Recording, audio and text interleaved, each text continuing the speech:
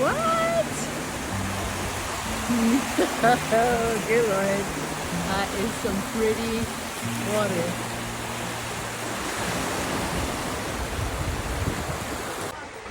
Hey guys, Nili Salem here. I'm in love with doing tshuva and I want to share with you why and how you can also be, because it makes such a beautiful difference in the end of my year and the coming year.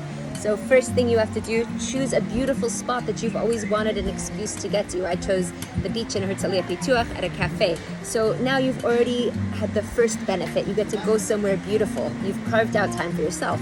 Second order of business, order yourself something delightful, like an iced coffee or something you really enjoy. So it's like, wow, this tshuva stuff is great. Third order of business, get yourself a notebook and a pen, okay? Now with this, you're gonna make 3 different lists. My lists are flying. Here's the following lists, and here's what I do, and I love it. So I go through my phone, and I go through all of the pictures from the year. So I have a lot of pictures. This works for me. If it doesn't work for you, if you don't have pictures, you can look through your calendar.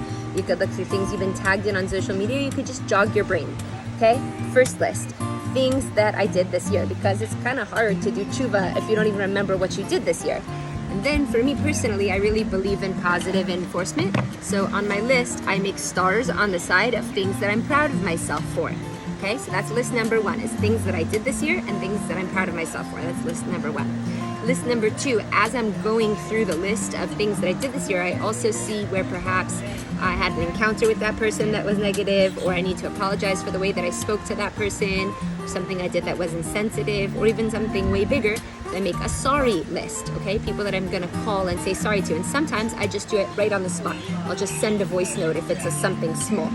And third list is thank yous. Yeah, so as I'm going through the list of what I did this year, I make my sorry list. I also make my thank yous, because I feel that it's also super important to reflect and make sure that people know that we're grateful for the things they did this year and the ways they helped us. So even, for example, musicians that came to my classes, or people that hosted me for Shabbat or opened their home, you know, it takes so much encouragement to start a new year, and we get by with a little help from our friends. So this little tshuva hack has been awesome for me, and I highly recommend it for you. So let's just review. What do? Choose a beautiful spot, carve out a few hours, and get yourself there. Already such a win.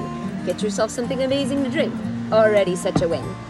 Get yourself a notebook and a pen. Write that list of things you did this year, things you're proud of yourself. That's number 1. Sorry list, number 2. Thank you list, number 3.